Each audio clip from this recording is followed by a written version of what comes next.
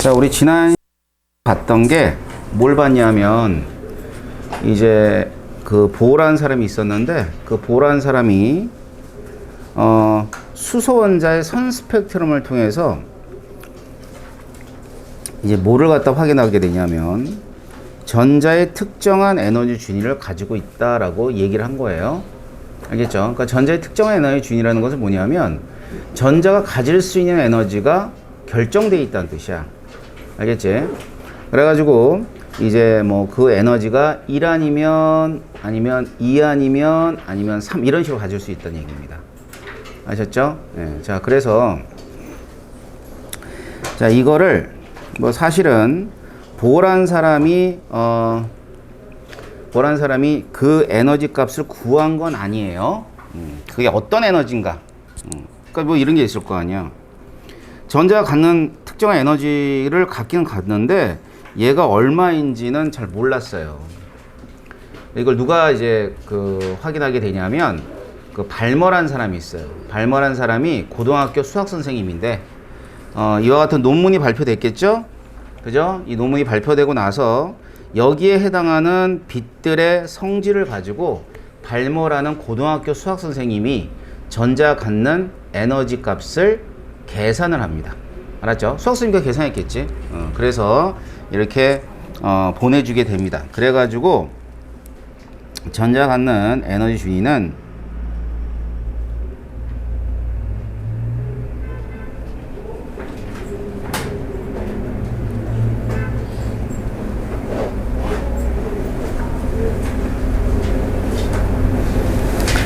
자, 이런 식으로 이제 얘기하게 돼요. 알겠죠? 그래서 이제 여기서 n이라고 하는 값이 있어요. n이라고 하는 값은 1이나 2나 3이나 이런 것들을 갖는 거야. 알겠지? 그래서 그리고 요 k라는 값이 상수예요, 상수. 상수는 나중에 밝혀진 게 1312 kJ/몰이라는 값을 얻게 됩니다. 알겠죠? 자, 이게 이제 어떠한 값인지는 우리 이제 화학 1에서 좀 더 자세히 배우고요. 여러분들은 통합에서는 뭐만 잘 기억하면 되냐면 이 의미만 잘 기억하면 돼요. 의미만. 알았지? 이 식을 이용하지 문제는 나오지도 않습니다. 자, 의미가 뭐예요? 의미가 불연속적. 자, 불연속적이란 얘기야. 그러니까 전자가 갖는 에너지가 연속적으로 무한가지의 에너지를 갖는 것이 아니라 얘는 특정한 에너지 값을 갖는다는 뜻이죠. 자, 그럼 이제 그 보란 사람은 이렇게 굉장히 중요한 사실을 알게 된 거야. 그치? 자, 중요한 사실을 알게 되니까 지가 잘난 척을 해야 될 거 아니야. 그치? 잘난 척을 이렇게 해요. 어떤 잘난 척을 하냐면 원자는 이렇게 되어 있다라고 모형을 발표를 합니다. 모형. 알겠지? 그 모형을 발표한다는 얘기는 원자핵이 있고, 원자핵이죠. 원자핵이 있고, 이렇게 전자를 뭐로 표현하냐면, 궤도 또는 껍질이라는 표현을 했어요.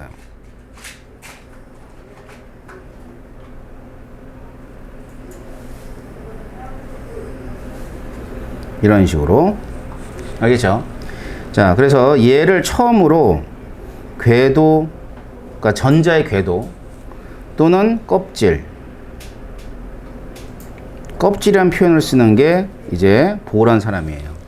자, 아직도 그래서 껍질이라는 표현을 계속 쓰는 겁니다. 알겠죠? 현대 모형, 원자 모형에서도 이거는 이제 그 현대 원자 모형은 아니에요. 보는 그 중간에 있는 그런 모형인데 이러한 껍질의 개념을 갖다 얘기한 이유 중에 하나는 뭐냐면 바로 위에 있는 에너지 준위가 불연속적이라는 걸 얘기해 주고 있는 거죠. 알겠어요? 그래서 이제 여기다 이제 명칭을 붙이는데 K, L, M, N. 자, 첫 번째를 K 껍질이다. 두 번째를 L 껍질이다. 세 번째를 M, 그 다음에 N 순으로 이렇게 해서 껍질에 이름을 붙입니다. 자, 이 껍질이 갖는 숫자는 요거죠. 1, 2, 3, 4를 의미해줘요. 알겠죠? 자, 이건 진짜 껍질이 아니야? 그럴 리가 있나? 이건 진짜 껍질이 아니에요. 알겠어요? 진짜 껍질이 아니라 전자가 갖는 에너지 값이 불연속적이라는 걸 뭐 해준 거야? 모형으로 표현해 준 거야. 알겠어? 그래가지고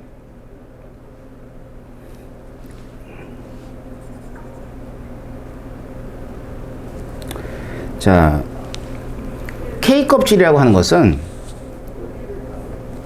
요 에너지, 알겠죠? E1이라는 에너지고, 두 번째 껍질에 있는 두 번째 껍질은 N이 2일 때 에너지, 세 번째 껍질은 N이 3일 때 에너지고, 네 번째 껍질은 N이 4일 때 에너지를 뜻하는 거예요. 알겠어요? 자, 그래서 에너지가 특정한 값을 갖고 있다는 걸 얘기해 주기 위해서 이와 같은 모형을 갖다 얘기하게 되는 거죠. 알겠어요? 자, 그러면 전자가 있어요. 자, 우리가 지난 시간에 뭐라 그랬죠? 전자가 원자의 근처에 있을 때 안정하다에 불안정하대? 원자의 근처에 있을 때 가장 안정해요. 알겠어요? 가장 안정하다는 얘기는 에너지 값이 가장 작다는 뜻이야. 알겠어? 자, 그래서 지금 전자가 여기 있다고 했을 때 이게 에너지가 제일 작아요. 그래서 이런 상태를 가리켜서 이제 우리가 바닥 상태라는 표현을 써요. 바닥 상태. 에너지가 제일 작은. 자, 전자가 갖는 에너지 준위가 최소라는 표현을 쓸게. 최소. 알겠죠? 가장 작은 에너지를 갖는 값이 바로 여기입니다. 바닥 상태. 알겠지? 자, 얘를 제외한 모든 상태를 들뜬 상태라 그래요. 자, 전자 여기 있다. 자, N이 4인 곳, N 껍질에 전자가 있다. 자, 지금 무슨 원자 하고 있는지 참 기억해야죠. 얘는 수소 원자를 하고 있습니다. 수소 원자. 자, 그러면 이랬을 때 전자가 바닥 상태 이외의 전자를 가지고 있을 때는 무슨 상태라 그러냐면 얘를 들뜬 상태라 그래요. 들뜬 상태.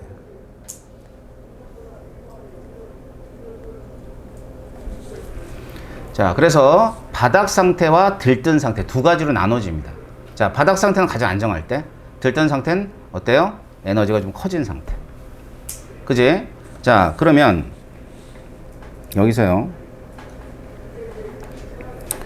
여기에서 요로 이 전자가 이렇게 되잖아. 전자가 에너지가 이런 식으로 커졌어요. 이런 식으로 커집니다. 자, 그럼 어떨 때 이런 식으로 커질 수 있지? 우리 지난 시간에 배웠는데 어떨 때라고? 에너지를 흡수했을 때. 알겠지? 에너지를 흡수했을 때 저와 같은 에너지 상태가 될 수 있다는 뜻입니다. 근데 그 에너지는 다양해요. 우리 지난 시간에 그려줬던 그림은 전기 에너지를 흡수한 거였어. 그런데 전기 에너지뿐만 아니라 빛 에너지를 흡수해도 이렇게 올라가. 알았지? 그러면 얘는 뭐로 흡수한다? 에너지를 흡수했을 때 이렇게 가는 거예요. 자, 그러면 들뜬 상태에 있는 전자가 바닥 상태로도 떨어집니다. 이런 식으로. 가능하겠죠? 그죠? 자, 에너지를 줬다가 딱 멈춰버려. 그럼 다시 막 우수수수 떨어져야 돼. 근데 에너지를 주고 있는 상태에서도 계속 떨어지긴 떨어집니다. 알겠어요? 그러면 이때는 에너지를 방출을 해요.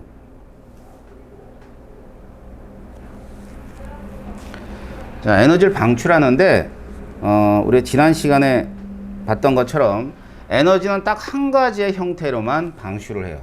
뭐냐면 빛 에너지.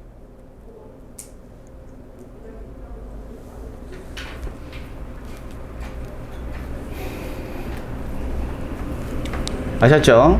자, 그래서 자, 이와 같이 보가 얘기한 이런 모형들은 결국 뭐를 얘기하고 있냐면 에너지 준위가 불연속적이다라는 얘기해 주는 거고, 이 에너지 준위라고 하는 것은 이게 에너지 준위거든요.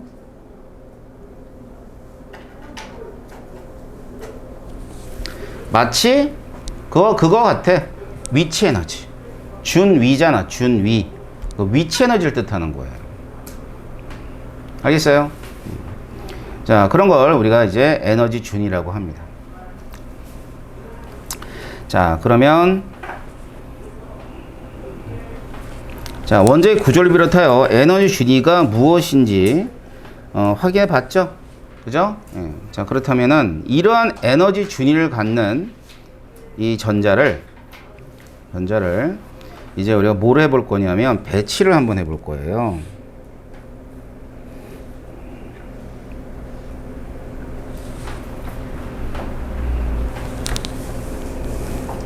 자, 요번에는 뭘 할 거냐?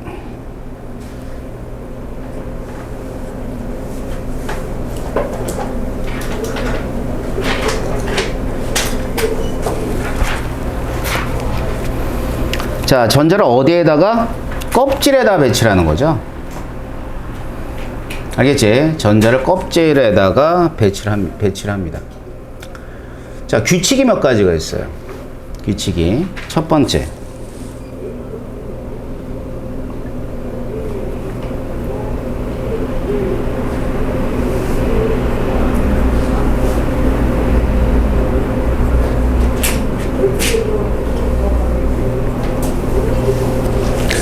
첫 번째는 굉장히 중요한 규칙인데 낮은 에너지 준위부터 채워진다. 그러면 순서가 이렇게 되겠네. 순서가 자, 어느 껍질부터?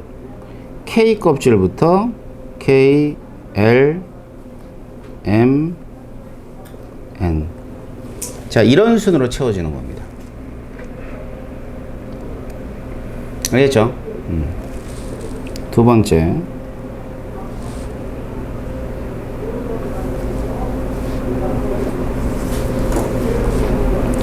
자, 두 번째는 껍질에 채워지는 그 뭐냐면은 전자수예요. 알겠지? 그래서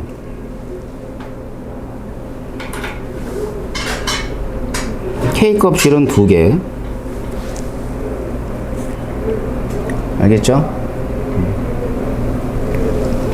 그 다음에 L 껍질, 이거 왜 그래? K 껍질은 2개, L 껍질은 8개.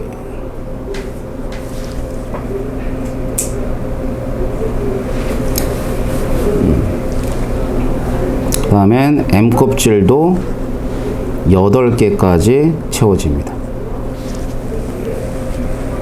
알겠죠? 다음 이제 네 번째 껍질이 있는데 이 네 번째 껍질은 뭐 8개 이상이 채워질 수도 있지만 여러분 그것까지 생각 안 해도 돼. 알겠지? 네 번째 껍질은 세 번째 껍질까지 몇 개? 8개가 채워진다. 알았죠? 그럼 이제 N 껍질 같은 경우는 조금 확장해서 얘기하면은 이건 더 채워질 수 있어요. 알았죠? 자, 그럼 봅시다. 자, 이렇게 해서 두 가지 룰을 생각합니다. 자, 이거 말고 뭐 다양한 룰들은 또 다음 과정인 화학 1에서 배웁니다. 여기서는 여기까지만 하면 돼요. 그럼 이제 채워봐야죠, 뭐. 그죠? 예.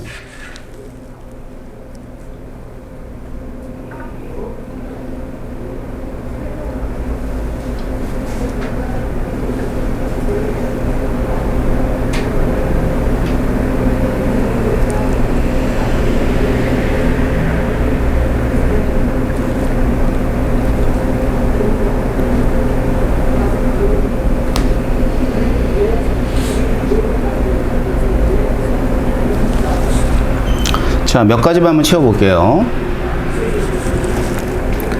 자, 헬륨 2번, 탄소 6번, 산소 8번, 9번, 12번, 20번.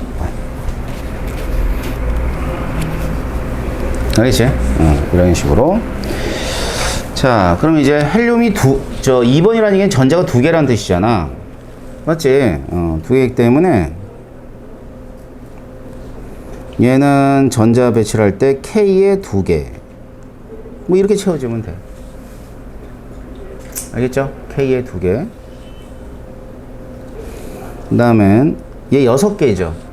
6개면 K에 2개가 채워지고 몇 개 남죠? 4개 남나? 4개 나오면 L에 4개. 이렇게 채워져요. 자, 산소. 자, 산소 같은 경우는 8개죠. K에 2개, L에 6개 이렇게 채워집니다. 그 다음 플로린 K에 2개, L에 몇 개야? 이번에는 7개네. 7개 이렇게 채워지고요. 자, 인이죠. K에 2개, L에 8개 하면은 10개네. 그러면 M에 몇 개야? M에 5개. 이러면 되겠네. 그럼 네온이에요. 자, 네온은 K에 2개, L에 8개, 10개죠. 그죠? 자, 이렇게 됐고, 이게 20번이 아니라 18번이죠. 번호 잘못 썼네. 18번. 그 다음에는 M에 8개. 이렇게 돼요. 자, 그럼 이렇게 되면 전자 배치가 끝난 거야. 알았지? 각각의 원자들이 가지고 있는 전자를 낮은 에너지 준위부터 차곡차곡 채워주면 되는 거죠. 이런 걸 전자 배치라고 합니다. 알겠어요? 자, 이러고 나선 이제 뭘 보여야 되냐면, 자, 전자 배치를 끝냈지. 그러면 여기서 원자과 전자. 자, 이건 뭐라 그랬냐면 선생님이 최외곽 전자라고 그랬어요. 최외곽 전자. 자, 먼저 헬륨. 자, 원자과 전자 얼마? 2인가? 자, 비활성이 0이라 그랬지. 금방 배운 대로 해야지. 다음 껍질에 없잖아. 0이 되는 거야. 알았죠? 물론 얘 마지막 껍질에 전자는 2개 있는 거 맞아요. 하지만 원자과 전자는 0. 비활성이 조심해야 돼. 자, 나머지는 같으니까. 자, 탄소. 탄소는 L에 4개 있죠. 얘는 4개. 이렇게 될 것이고요. 산소는 6개 있으니까 6. 플로린은 7. 그 다음에 인 같은 경우는 5가 되겠죠. 맞죠? 자, 그 다음 네온은 마찬가지로 0개가 되는데 최외곽 전자 몇 개라고 얘기해야 돼? 8개라고 얘기해야 됩니다. 8개.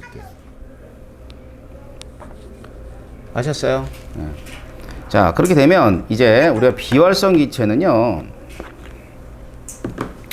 비활성 기체는 이와 같이 원자과 전자가 0개인데 마지막 껍질이 꽉 채워져 있지. 맞지?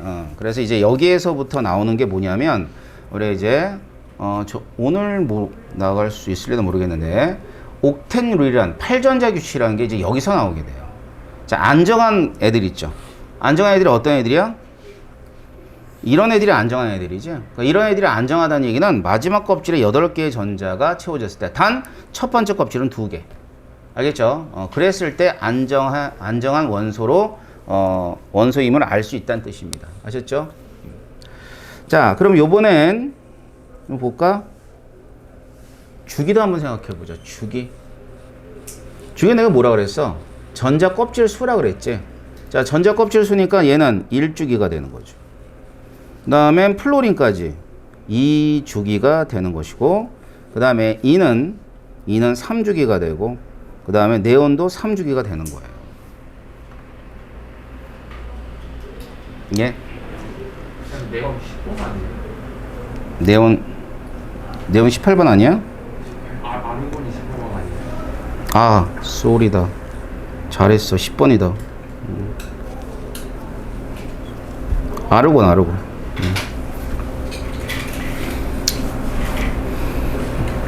지나왔네. 그죠? 플로린 다음에 네온인데. 자, 그래서 이제 3주기라는 거 알 수 있겠죠. 됐나요? 자, 이게 이제 결국 요 단원에서 얘기하는 이 원자들의 원소들의 전자 배치에 따른 주기성을 뜻하는 거예요. 좀 규칙적으로 우리가 전자 배치를 통해서 주기와 족을 알 수 있는 거죠. 알겠습니까? 자, 그러면 우리 교재 내용 좀 선생님이 한 얘기를 확인해 보도록 하겠습니다. 예. 교재 내용 봐봐. 자, 교재 내용은 지금 선생님이 정리한 것처럼 전자 배치되는 순서가 있고요. 그 다음에 원자과 전자라고 하는 것은 여기 봐봐. 가장 바깥에 채워진 전자이다. 이걸 뭐라 그랬어요? 최외곽 전자이다. 이런 뜻입니다. 알겠죠? 자, 근데 몇 쪽만 다르다. 18쪽만 다른 거예요. 18쪽. 자, 그 다음 원소들의 화학적 성질을 결정한다. 이건 앞에서 얘기했었죠. 원자과 전자는 원소들의 화학적 성질을 결정하기 때문에 동일한 원자과 전자를 가진 애들은 뭐라 그랬어요? 무슨 원소? 동족 원소야. 자, 동족 원소의 특징은 얘는 화학적 성질이 어떻다? 화학적 성질이 비슷하다라고 얘기했죠. 알겠지? 화학적 성질이 비슷하다. 자, 그래서 이런 애들이 이제 전자 배치를 해본 거죠. 전부 다 몇 번까지 아르곤까지 다 해본 거예요. 알겠죠? 우리 몇 개 뭐 우리 했던 게 뭐 네온이니까 안 한 거 뭐 예를 들어서 수소 K에 1개 이렇게 되겠죠. 어이구. 자, K에 1개. 이상해. K에 1개. 그 다음에 붕소 같은 경우는 자, K에 1개, 2개, 그 다음에 L에 1개. 5번이니까 L에 3개. 이렇게. 알겠죠? 자, 황도 좀 해볼까요, 황? 자, 황은 K에 1개, 2개. 그 다음에 L에 얘는 8개 들어가고, M에 몇 개냐면, M에는 6개가 들어가면 되겠죠. 이런 식으로. 알겠지? 그래서 이 전자 배치는 결국 어떤 성질을 갖냐면 주기적인 성질을 갖습니다. 그래서 이때 최외곽 전자가 동일한 애들, 다시 말하면 원자과 전자가 동일한 애들, 얘네들은 화학적 성질이 비슷하다라고 얘기하는 거죠. 알겠죠? 자, 그리고 여기 중요한 얘기 써 있네요. 선생님이 강조했듯이 18쪽은 뭐하다? 18쪽은 예외다. 알겠지? 이거 꼭 기억해야지만 시험에서 실수할 일 없을 겁니다. 아셨어요? 자, 그래서 이제 이와 같은 원소들의 어떠한 주기적인 성질에 의해서 주기율표상에 있는 물질이 있을 거예요. 걔네들이 어떠한 주기적 성질을 나타내 주는가를 좀 알 수 있을 텐데.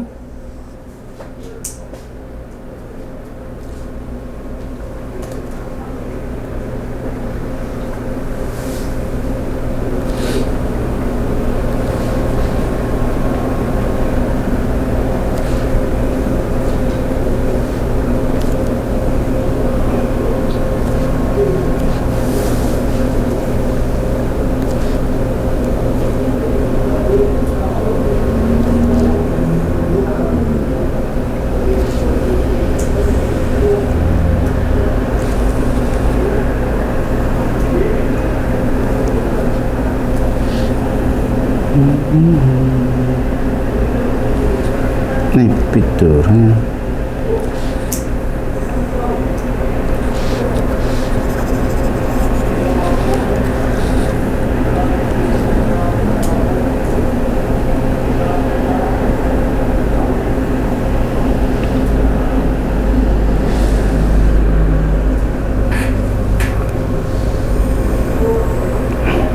자, 뭐 대략적으로 그렸어요. 주기율표 이렇게 돼 있죠? 그죠? 이렇게 되면 이쪽에 이제 수소가 있고 헬륨이 이렇게 있을 거예요. 자, 그랬을 때 이렇게 가고 일반적인 성질이에요. 이렇게 갈 때. 이렇게 갈 때는 주로 이제 반응성이 크다.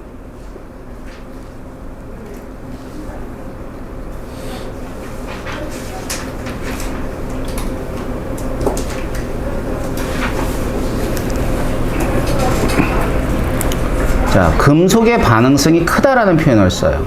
그러니까 수소는 비금속이니까 여기에 해당하진 않겠지. 자, 나머지 금속들은 이와 같은 경향성을 갖습니다.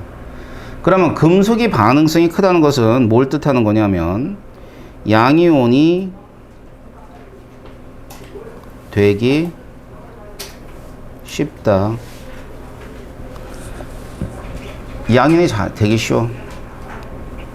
양이온이 되기 쉽다는 얘기는 뭘 뜻해요? 전자를 잃기 쉽다. 이런 말을 하는 거고요. 전자를 잃는 건 반응에서는 산화라 그래요. 산화가 되기 쉽다.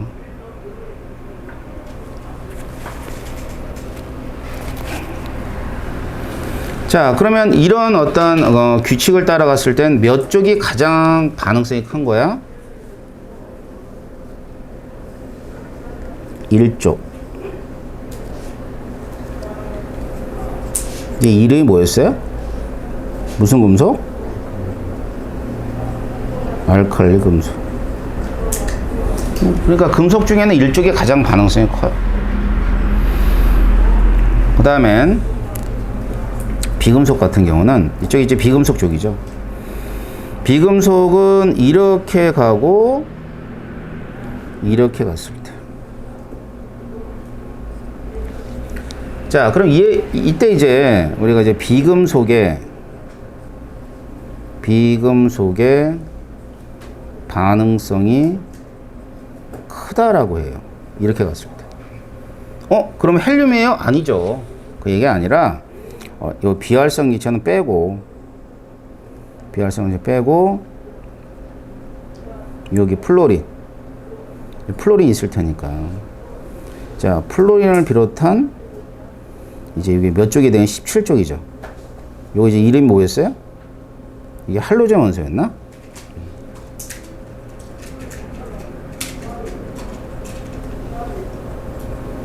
이게 할로젠 원소였다. 비활성 기체는 어차피 반응하지 않잖아. 얘들은 이제 반응성하고 전혀 관계없는 그런 기체라 보면 되는 거고. 자, 바로 요 부분에 있는 이 할로젠 원소를 의미하는 거겠지. 자, 그럼 비금속의 반응성이 크대요. 비금속의 반응성이 크다는 얘기는 뭘 뜻하는 거냐면 금속이랑 반대야. 전자를 얻기 쉽다야. 알겠지?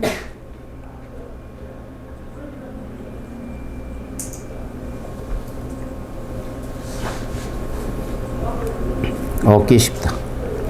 자, 전자를 얻어서 뭐가 되냐면 음이온이 되는 거니까 음이온이 되기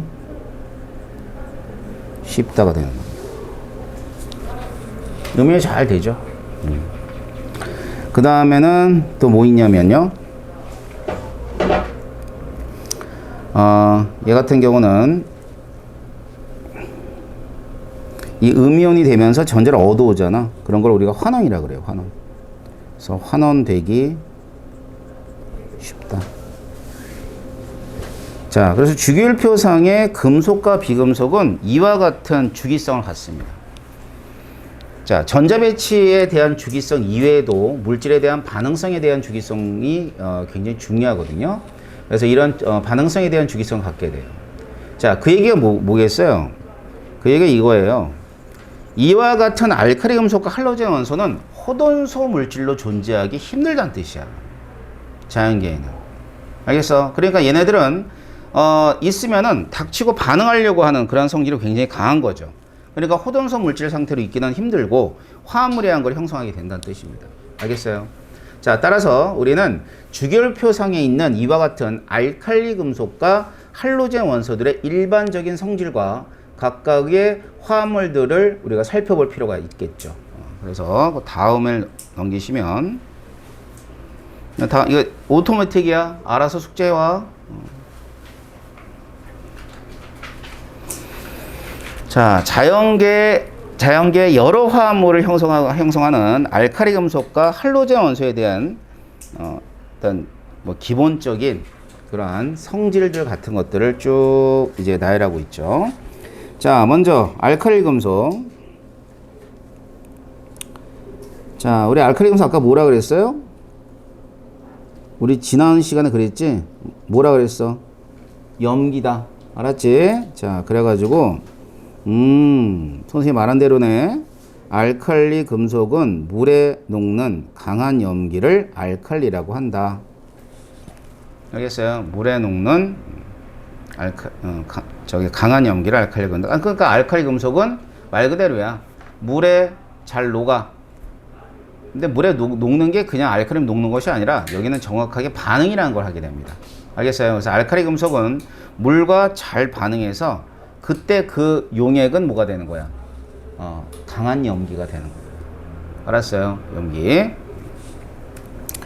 자, 그래서 이제 여기 보면은 수소를 제외한 나머지 애들을 갖다 우리가 알칼리 금속이라 그런다. 그 다음에는 원자과 전자가 1로 같음으로 화학적 성질이 비슷하다. 그러니까 뭐는 제외해야 돼?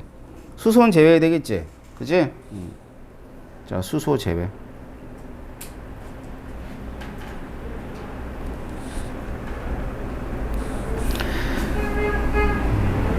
자, 그래서 알칼리 금속의 이제 성질을 좀 일반적인 성질을 좀 볼 거예요.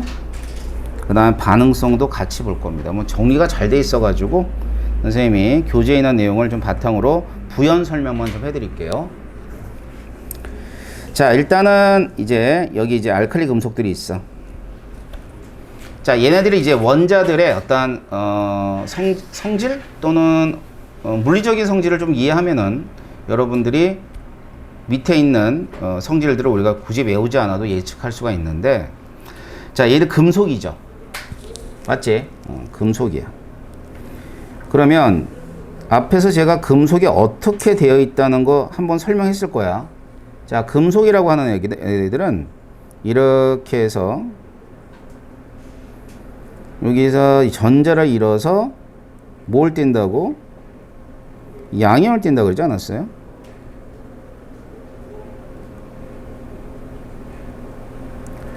자, 그때 잃는 전자는 원자과 전자야. 알겠어? 원자과 전자. 그래서 이제 얘들이 이제 하나씩 잃어요. 이제 알칼리 금속 모형으로 나타내주면 이런 식으로 됩니다. 알겠지? 자, 그러면 금속 결합력이라는 건 뭐라 그랬어? 기억해요? 금속 결합력은 이와 같은 양이온을 띠고 있는 금속이 있으면 자유전자가 막 돌아다니면서 뭐래? 이렇게 잡아당기는 인력이야. 알았죠? 자, 기본적으로 화학에서 작용하는 모든 힘은 전기력이야. 내가 무슨 힘이라 그랬어? 전기력. 자, 전기력 배웠어, 안 배웠어? 중학교 때 전기력 배웠어요, 안 배웠어요? 안 배웠다고 하기만 해봐, 그냥. 내가 중학교 책 가져올 테니까. 전기력 배웠죠? 그지? 그래서 전기력은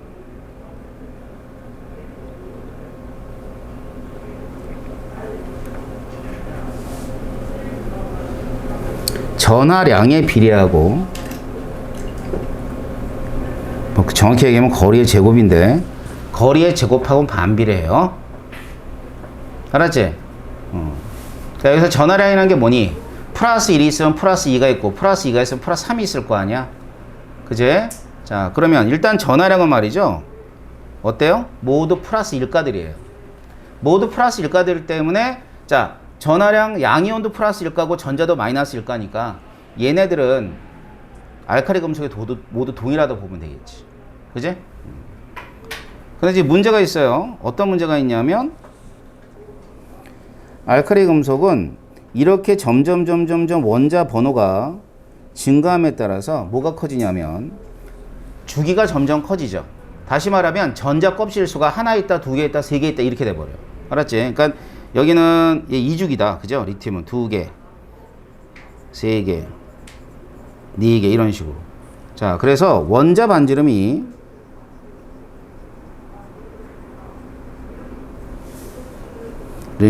점점점 커져요.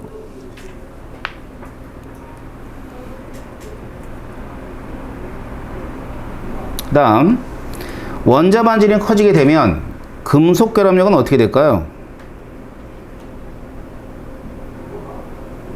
역은 작아지겠네. 점점. 왜? 거리가 멀잖아. 사이즈가 크잖아. 그지? 사이즈가 큰 애를 갖다 전자가 잡아당기는데 전자는 당연히 동일하게 원자과 전자 하나가 잡아당긴단 말이야. 알았어. 그렇게 되면 금속에 있는 양이온과 전자 간의 힘이 약해지는 거야. 약해지면 그럴까 금속 결합력이라 그래. 이해됩니까?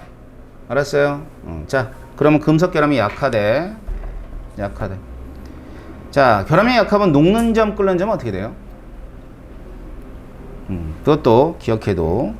자, 물질의 멜팅 포인트와 볼링 포인트는, 모든 물질의 멜팅 포인트와 볼링 포인트는 바로 그 물질을 이루는 힘과 관련이 되어 있습니다. 알겠어요? 그 힘과 관련이 되어 있기 때문에 어떤 힘이든, 자, 이게 금속 결합력이든 이온 간의 힘이든 분자 간의 힘이든 관계없어. 무조건 녹는 점, 끓는 점이 낮아져. 뭔 얘기인지 알겠어요? 녹는 점, 끓는 점이. 자, 그럼 봐봐.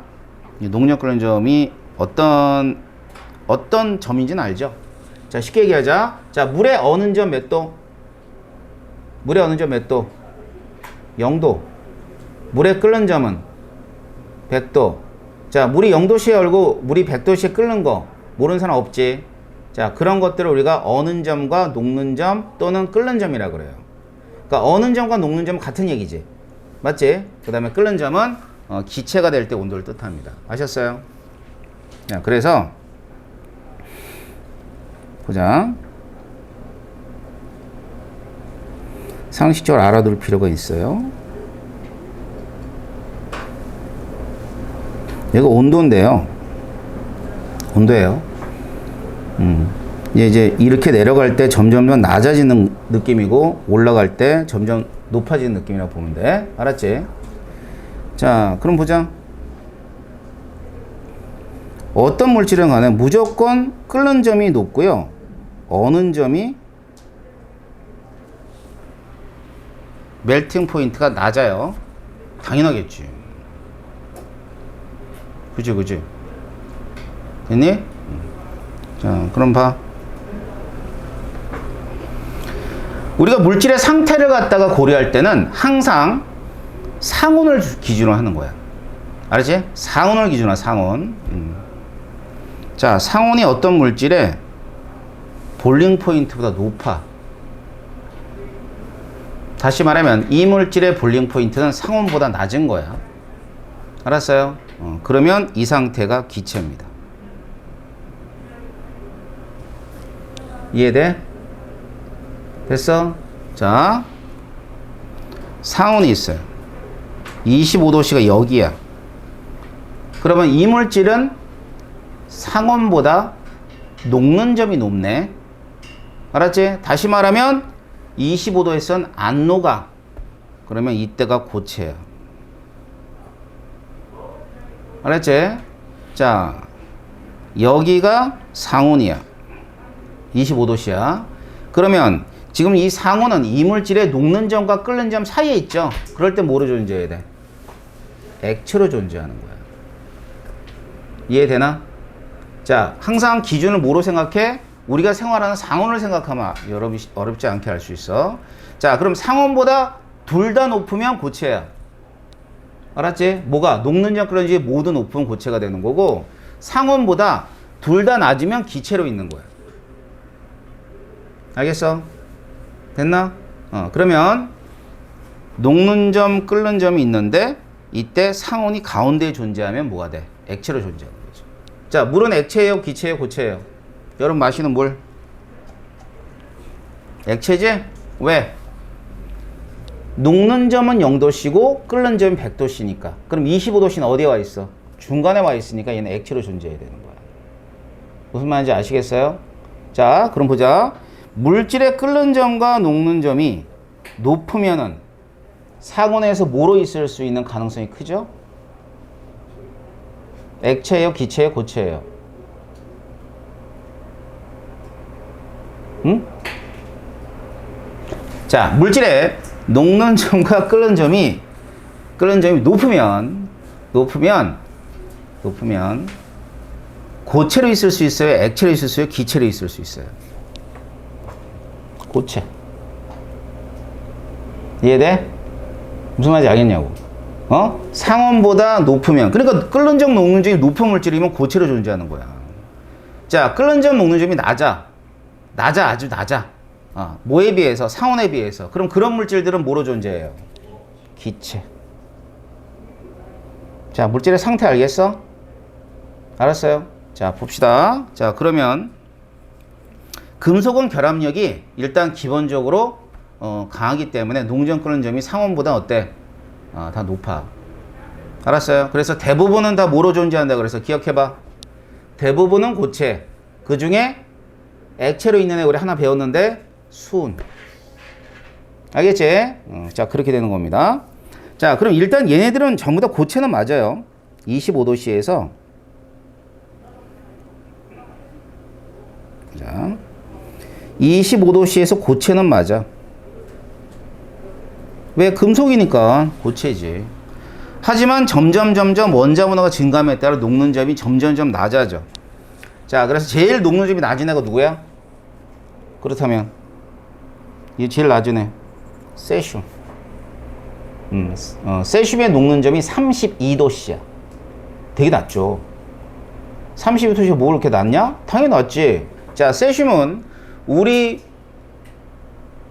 체온에선 무슨 상태로 존재하니 그러면? 액체로 존재하는 거야. 세슘의 녹는 점이 32도씨니까 지금 우리 체온이 36.5도 아니야. 너희들 태어나서 처음으로 온도를 진짜 많이 재지, 그지? 온도를 언제 재봤어, 그지? 매일 온도 재고 앉았잖아. 정확히 알지? 36.5도. 그러니까 세슘을 이거 손바닥에 딱 얹어놔요. 그럼 뭐로 변해? 액체로 변해. 그러다가 손이 없어진다? 손 없어져. 세슘 이렇게 놓으면 펑 터져요. 알았어? 왜냐면 물과 잘 반응한다 그러지 않았어? 자, 손에 물이 있어 없어? 물기 있잖아. 그러니까 세슘 이렇게 얹어놓으면 좀 이따가 손이 이렇게 날아가 버려. 무슨 말인지 알겠어? 그래서 없어진다. 자, 그렇다는 얘기는 녹는 점, 끓는 점은 결합력과 관계 있다는 거 이해되겠어요? 됐나요? 예, 자, 기억해. 자, 뭐라 그랬냐면 알칼리 금속은 자, 일단 물리적으로는 녹는 점, 끓는 점은 이와 같은 결합력에 의해서 결정이 되는데 점점 낮아진다. 하지만 25도씨에서 상온에서는 고체로 존재하는 건 모두 동일해요. 하지만 계속 낮아져서 이제 세슘 같은 경우 녹는 점이 굉장히 낮죠. 알았죠? 자, 이렇게 될 거고요. 자, 그 다음 또 봐봐.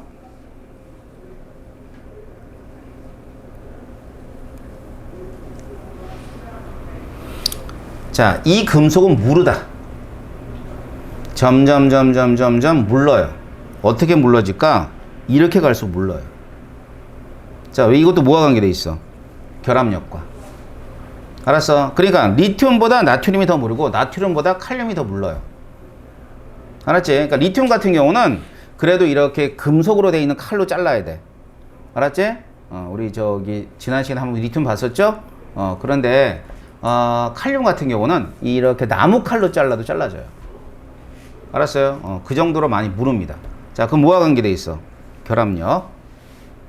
됐나? 결합력이 점점 약하잖아. 약하니까 애들이 무를 수밖에 없는 거야. 기본적으로 무른데도 점점 물러져. 알겠어요? 그래서 우리가 이제 흔히 무르다라고 하는 그 무른 금속 하면 떠오르는 금속이 있어요? 납. 근데 본 적이 없겠다. 금 어때? 금. 그지? 집에 가면 이제 엄마 그 순금 반지 있으면 이렇게 깨물어 보면 그 이빨 자국이 나요. 그러면 등짝이가 한때 맞겠지? 자, 그 정도로 이제 금이나 납 같은 경우 무른데, 근데 실제로 금속이 대부분 많이 물러요. 단단한 애들도 있지만 무른 애들도 많아. 니네 철 알아? 철? 철이면은 뭐 생각나니? 막 강철 같은 거 생각나지? 근데 이 강철은 순수한 철이 아니야. 순수한 철은 굉장히 물러. 순수한 철도 이렇게 손톱 자국으로 이렇게 되잖아? 손톱 자국이 이렇게 긁혀요. 그럼 그 순수한 철은 어디서 볼 수 있냐면, 이제 컴퓨터 이렇게 열면은 하드 드라이브라고 있어. 그 하드 드라이브가 순수한 철로 되어 있어요. 알겠어요? 그래서, 이 철 같은 경우는 자성이 되게 강하거든? 이제 자기로 이렇게 데이터를 쓰는 거야. 요즘에 그런 거 안 쓰죠. 예, 뭐, 솔리드 스테이트라 그래가지고 SSD라는 걸 써요. 근데 이제 그거는 이제 반도체가 되는 거고, 근데 이제 대부분은 이제 요즘에 그걸 바꾸려면 돈이 드니까 하드 드라이브를 많이 쓰죠. 예. 그게 더 물러요. 좀 무르다. 금속은 기본적으로 무른데 얘는 아주 많이 물러. 알았어요? 자, 그 다음엔 제가 지난 시간에 한번 얘기한 바 있을 텐데, 알칼리 금속 보여주면서 내가 뭐라 그랬지? 물 위에 뜬다 그러지 않았어요? 물 위에 뜬다? 알았지? 물 위에 뜬다는 것은 밀도가 작기 때문이야. 알겠어? 자,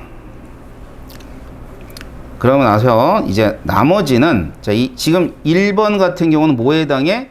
물리적인 성질이야. 자, 물리적인 성질은 기억해 볼까? 자, 물리적인 성질은 일단은 녹는 점, 끓는 점에 의해서 상온에서 뭐로 존재? 고체로 존재하나, 원자 번호가 증가함에 따라 녹는 점, 끓는 점이 어떻게 된다? 낮아진다. 알았지? 결합력이 약하다. 자, 이 결합력이 약한 이유는 원자 반지름이 점점 커지기 때문이야. 그럼 결합력이 약해서 어떻다고요? 무르다고요. 알겠어요? 그래서 점점 물러지는 것도 뭐에 해당하냐면 알칼리 금속의 성질 중에 하나입니다. 자, 그 다음엔 얘는 가볍다. 알았어요? 가볍다. 자, 가볍다도 역시 알칼리 금속의 무슨 성질이냐면 그 물리적인 성질입니다. 자, 나머지 남아있는 게 뭐냐면, 남아있는 게 화학적 성질이에요. 정리를 좀 하는 게 낫겠다.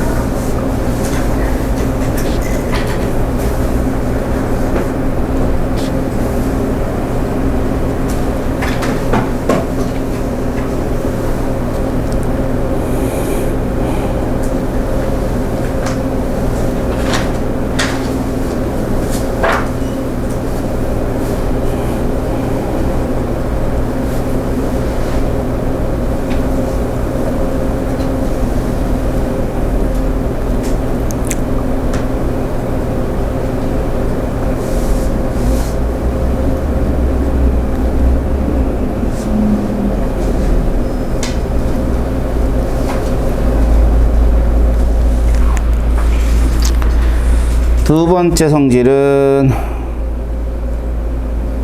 무르다. 자, 세 번째 성질은 가볍다.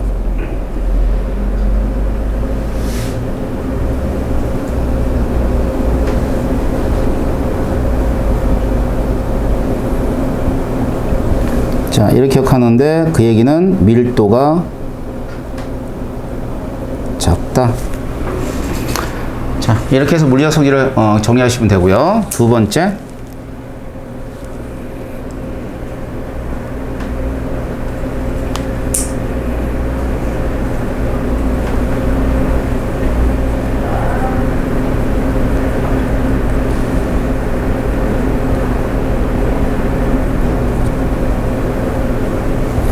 자, 알칼리 금속이 이제 화학적 성질.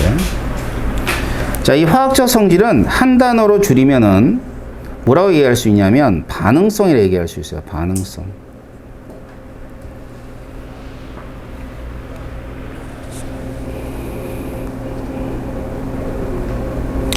자, 알칼리 금속이 리튬, 나트륨, 칼륨, 루비디움, 세슘 뭐 이런 식으로 되어 있지 않아요? 그죠? 자, 그래서 이러한 알칼리 금속이 있습니다.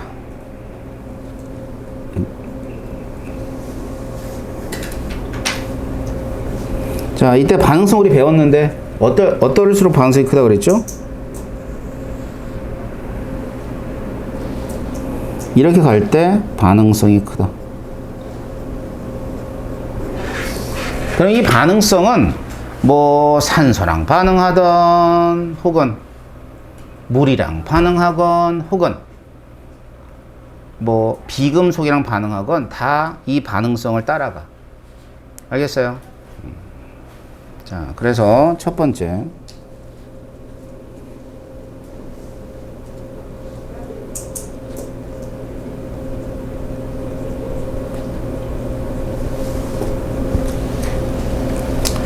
자, 첫 번째는 산소와 반응하는 걸 얘기해 드릴게요. 산소. 자, 그러면 산소 반응할 때는 이제 NA가 있어요. 그리고 산소가 있어요. 그래서 Na2O라는 산화 나트륨을 만듭니다. 알겠어요? 산화 나트륨. 그래서 이제 균형을 좀 맞춰주면요. 이런 식으로. 이런 게 이제 산화나트륨이야. 다른 말로는 알칼리 금속,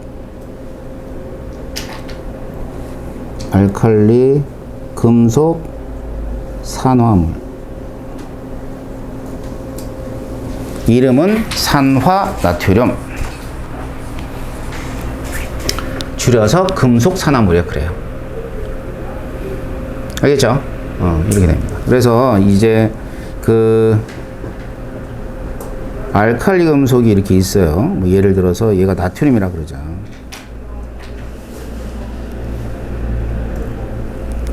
이 나트륨은 원래 색깔이 은백색이야. 은백색에 광택이 나요. 알았죠? 그런데 시간이 조금 지나면은 이 은백색의 여기에 이런 식으로 뭐가 껴요. 겉에. 허옇게. 알았어? 은백색이 사라지는 거야. 광택이 사라지는 거지. 그럼 이 겉에 이 만들어진 얘 있잖아요. 얘가 뭐냐면 Na2O가 됩니다. 알았지? 산소와 쉽게 반응을 해. 산소와 쉽게 반응하기 때문에 얘는 그 광택이 그냥 사라져 버리고 말아요. 아셨어요? 그래서 은백색 광택을 쉽게 잃게 되는 겁니다. 자, 원래는 은백색이야. 알았지? 그런데 광택을 잃는 건 산화물이 형성되기 때문이고요. 다음 두 번째.